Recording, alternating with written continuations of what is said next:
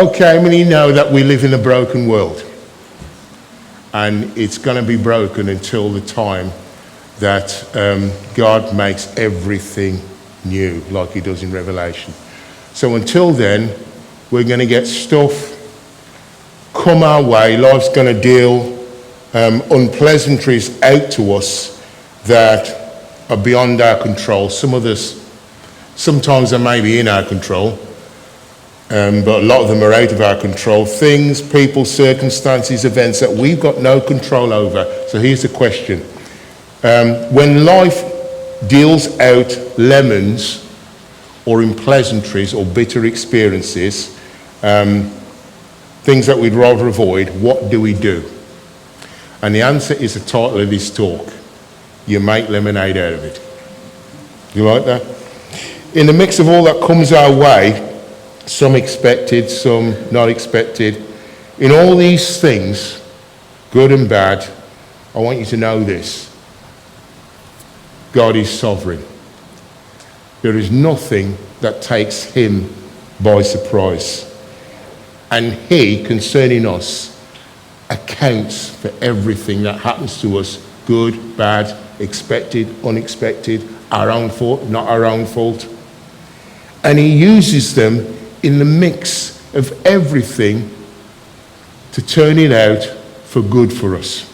This is the verse we're going to base this talk on in Romans in this next slide. And we know, and I know many of you know this by heart, and we know that God causes everything, please say everything. Please say all things. That means everything. To work together for the good of those who love God and are called according to his purpose. All things. Combined with the foreknowledge of God and the wisdom of God, everything that God uses is for our preparation, character building, whether to serve a new purpose or to fulfill part of the bigger picture and so on. God causes it all to work together for good. Let's just speak about lemons for a bit. It's known as a fruit, a citrus fruit, but with the exception of your Sophie, there is nobody who would say, oh, I fancy a lemon to eat straight. Would they? I did a Bible study once some years ago, and we did a thing called Know Your Seed, and you had to identify what seed came from which fruit, right? And as I'd done it, the lime disappeared and the lemon disappeared. I thought, where's that gone? And she'd ate it.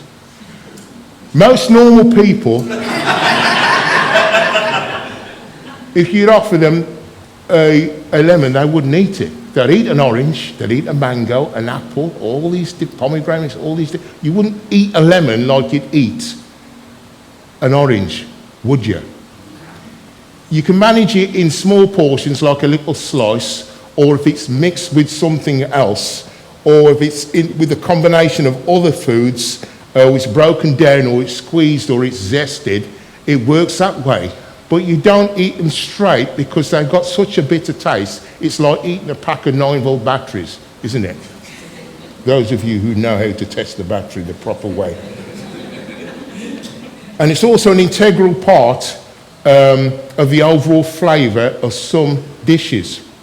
You know, if we could choose to leave out stuff in life that doesn't sound nice to us, the overall outcome of our placing, of our character, of God's will for us will be compromised. If we could look at all of our lives, we could say, I'll leave that bit out, I wouldn't do that again, I'll leave that out. But you know what? God works everything together, the good, the bad, the mistakes. He works it all together for good because he has foreknowledge of all these things. But if we could see, we would leave stuff out, wouldn't we? Next slide. Now, I've put these other pickles up there because I didn't want to be accused of favoritism, but there is a certain pickle there which I am a fan of. The other two are substandard. The third one is, it's got an anointing on it. It's got such a taste, and it's a great complement with cold, savoury foods. You know which one I'm on about, don't you? Not saying it for the cameras, but you know. If Mr. Branston or Mrs. Branston came to me and says, we're going to make this new pickle, right? You're going to love it. What do you think of these ingredients? And I had the choice of picking or choosing what ingredients went in there, because I am not a connoisseur or not a someone who makes stuff or a chef or that. I'd look at the ingredients and I'd think, okay, well, this is the actual ingredients off the side of a certain pickle jar. Vegetables in variable proportions, 51%. Carrot, okay, we'll let that go in because I don't mind them. Ruby tabango, don't know what it is, leave it out. Don't need it. Don't need it, Mr. Branston. Onion, okay, yeah, bit of bite. Cauliflower? What do you want to put cauliflower in? No, leave that out. Don't need that, Mr. Branston. Sugar, we can't put too much of that in. We've got to trim down, haven't we? Leave that out. Or just put a bit in. Barley, malt vinegar, okay, get that. Spirit vinegar, why do you need 2 vinegars, Mr. Branston? Just put the one in, you don't need them both. Water, tomato puree, date paste, dates, rice flour, apple pulp, salt. Oh, what's the salt? Don't put too much of that in. Modified starch, sulfite, ammonia, caramel. You don't need that in there. Now, if I run my eyes over that, I'll be taking that out, leaving that out. You don't need that. What would happen to the overall taste of that certain type of pickle? It'd be nasty, wouldn't it? So really, it's best for me not to be involved picking and choosing what I think I need in my life. Let's just leave that to the master, shouldn't we? Even the stuff that has happened to us that maybe we'd rather not have happened, shouldn't have happened, God is able to work all those things together for good. You know, we do get to choose, though, when we put a postcode in the sat-nav, and we get to choose the way, don't we? We can follow the sat-nav, or if it says this way is 10 minutes quicker, I thought, oh, I'll go that way then. Because we're a fan of making life as easy as possible for ourselves and getting there 10 minutes quicker. Faster way, great. The only trouble is, as part of my job, I drive a 7.5-ton truck, which is larger than your average van. And if I put a postcode in there and it says 10 minutes quicker, I think, well, I want to go that way. I want to get back home, do stuff. But it's not ideal for my type of van, because I get to a place where it's a low bridge, and I'm 11'2", and that is 10'9". And that means I've got to turn round and go back and end up putting time on my journey. Or if it takes me down a way that says unsuitable for heavy goods vehicles, I think, oh, please, I hate this. I hate any road that says turn left into Bridleway Lane, and I think it says lane, it says Bridleway, there's going to be horses there, it's going to be narrow. Do I risk going down this way and squeezing myself past cars? And I choose to go that way, and it's okay because I can just about squeeze my way past until another 7.5-ton comes the other way. I'm thinking, I'm stuck now. And he's huffing and puffing and speaking in tongues at me. And he has to pull his mirror in as we go past. You know what? We always want to choose the easiest way, what we think the best way is for it's natural, to want as little trouble as possible. And you know what? We'd love to do that with our lives, wouldn't we? If we could see our lives mapped out, we could think, delete that, I ain't going there, I'd rather avoid that. But we'd never get the end product. That's why the steps of a good man are ordered by the Lord. It's a great quote. But we don't get a say in the lemons and the bitter experiences that life throws at us. Let's go to this next slide. How many parents and grandparents and guardians have got in the house? Show yourselves. Plenty. If we could choose the steps of our young while we were raising them, we would naturally want to remove every obstacle, every difficult person, every bully and mean person, protect them from every single unkind word, every bad experience, every trip or fall. And you know, it's natural to feel that way. And we do our best to protect them, but guess what? From time to time, with all our best intentions, some things slip through the net, don't they? It's natural to feel that way. In the last decade or so, these things have always existed, but they pop up now more often. There's been a rise of soft play in recent years. How many of you have seen these kind of places? And the idea is that you take your kid, the one you're looking after with your grandma. I'm a grandparent, so we didn't have it much around when Darryl was young.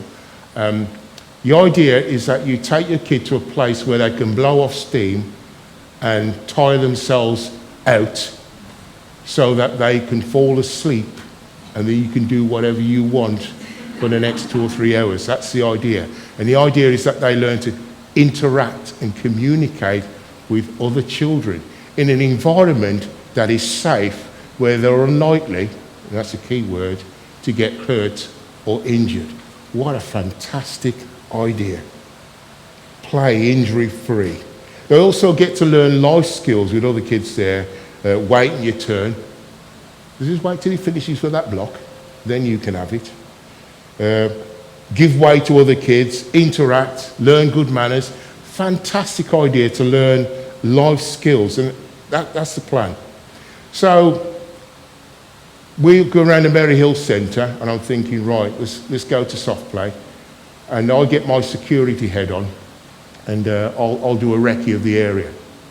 So I'm thinking, right, soft perimeter, minimum security, no other boisterous kids there, good to go, clear, let's go. So I tend to take them really early in the morning when nobody else is there. Fantastic. Until the other children show up. You remember all that stuff they need to learn? Waiting, patience, communication with others. Other kids show up, and I think, oh, no. And there's always a boisterous one, isn't there? There's always one that seems possessed of Beelzebub. And they're always over the height restrictions. So they're clearly set on the doorway. No one shall enter above this height. And he's like up here doing handstands and running around and knocking the little ones over. And I'm looking for where the parents are, and they're scrolling on the phone, oblivious to what's going on. It is that point that I go into security mode. And I'm thinking, well, this kid is going to, if that knee, because the kid's climbing up the slide the wrong way, and he's going to knock our kid over. And I'm thinking, well, I've got to do something about this. And my wife said, sit down. And I'm up every second thinking, what?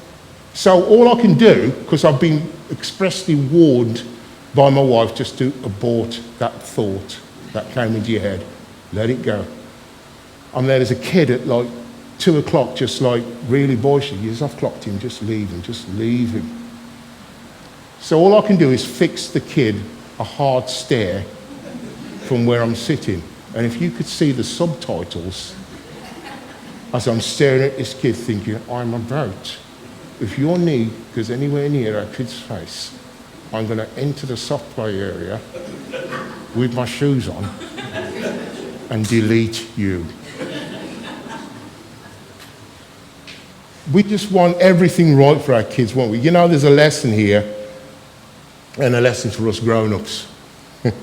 Soft play is a shadow of the interactions that they will encounter at school in your absence. Because you know what? We're not always going to be there. And they'll get sweet and they will get bitter experiences. And we can't protect them from all of those.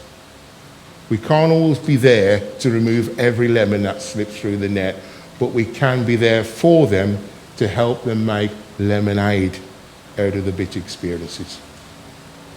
He teaches them patience. Take no notice. Just leave them alone. Just let them have it. We can help them make lemonade. You know, God is not always going to remove difficult things from our life. He's just not going to always do that. Sometimes he leaves it there until it's served its purpose of perfecting you. That person at work who you think, I wish they'd get another job. I'm just glad when they're not in. That difficult circumstance is not always going to remove it. That thorn in the flesh that Paul had. Paul prayed 3 times and God said, no, my grace is all you need. He's not always going to remove the difficult stuff. The cup of suffering that Jesus said, please take this from me. That was Jesus. And his Father said, I'm not going to remove this. He has to go through it. And it will stay there until it's achieved the purpose that God wants. He's not always going to take it away, but he will be present in it to strengthen us through it till it's achieved everything he wants, forming and perfecting character and fulfilling his will. Take a look at this next slide. Think about sanding wood. You know, before wood's sanded, it's very rough and splintery, isn't it? You wouldn't dare rub your hand across it because you'd get a splinter. But you take a rough piece of glass paper and the action of constantly rubbing on that piece of wood makes it so it's completely smooth, no splinters. And it's like that in life sometimes. There are other things in life, people who stroke you further the wrong way, people who knock the rough edges off you.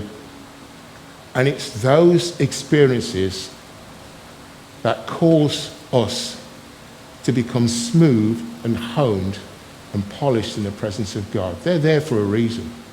They're there to achieve a purpose in you. They're not there for you to delete them or to say, Lord, take this person away.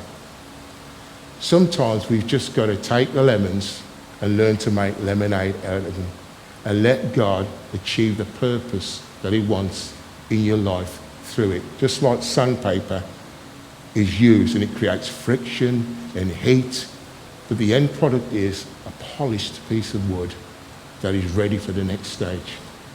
Take a look at those pebbles. They're beautiful, aren't they? I had to go to a tropical beach to get that picture. Not go there, just on the net. Because they're beautiful, aren't they? All the ones down Brighton are just like brown. But they didn't start off life like that. They started off life as jagged bits of rock. But in the mix of the sea, if you imagine the sea is the world, crashing against each other, knocking rough edges off each other, they end up like that. Smooth and polished and useful for like a little water feature, or you could put it in a vase and put lights on it and make something pretty. You know, God takes the rough things in life and uses it to knock edges off us, but the end result is that we end up polished and smooth and ready for service. He's not always going to take the difficult things away. I just want to speak about Joseph for a bit towards the back end of this talk. The story of Joseph, it's recorded in Genesis 37 through to the end of the book, chapter 50. Joseph was the youngest of 12 sons and 1 sister. He was favoured by his father because he was born late in life with his brother Benjamin. But his brothers jealously hated him because of that. He survived at 17 years old a murder attempt by his brothers on his life. But they chose to sell him as a slave instead and faked his death to their father. Wow. Talk about lemons. In a place where he was sold as a slave, he was promoted over a rich household in a land where he was a slave. And he was falsely then accused of sexual assault by his master's wife. That's lemons. Wrongly imprisoned, yet promoted in prison. That's making lemonade out of lemons, isn't it? He was put in prison, yet he got promoted in prison and got to be a lookout for all the other inmates. And when he interpreted a dream that Pharaoh had that no one else could interpret,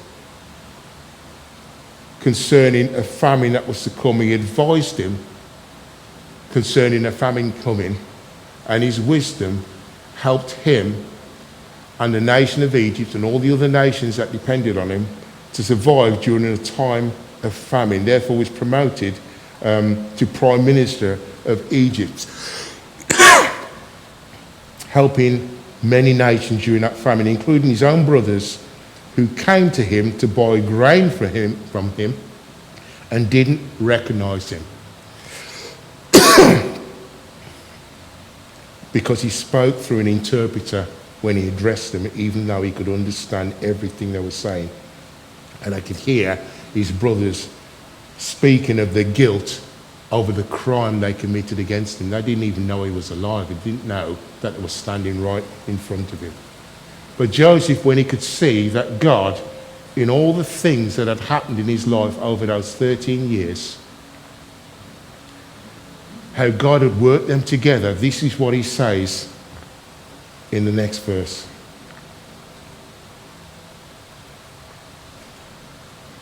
And do not be distressed, and do not be angry with yourselves for selling me here, because it was to save the lives that God has sent me ahead of you.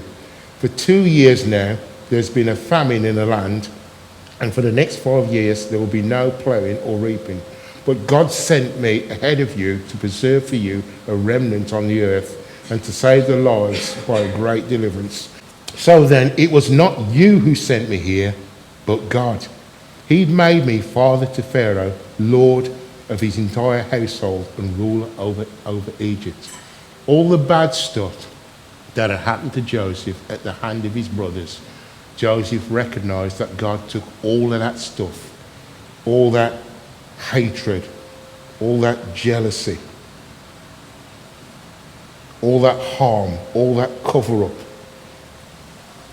all the character forming they had to go through, the promotions, the false accusations, the injustices, the hard work, the patient waiting while he was in prison, and all the forgiveness. God caused all that to work together for the good of people who harmed him. Joseph saw the bigger picture. He was a man who learned to make lemonade out of lemons, out of bitter life experiences. I will say this though for Joseph. Looking back, when he finally clicked all that God had done and all the bad things that had happened to him, and he saw the end picture, if Joseph could have chosen another way instead of the stuff that he went through, I'm sure he would have chosen it. But he would never have been ready in character for doing what he did. God made him ready to be prime minister over the land of Egypt and to save not only the lives of his brothers, but many other nations, a great deliverance.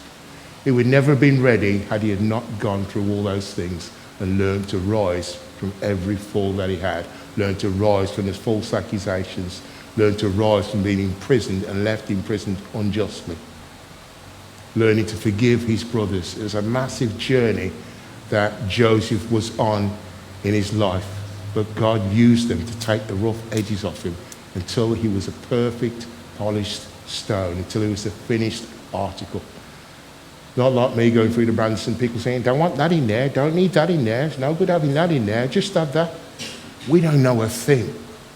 But you know what? God is sovereign. And every bitter experience that we may have that we would rather avoid, whether it be our own fault or not, whether it be expected or completely a curveball, God knows how to use it and to work it together for the overall good.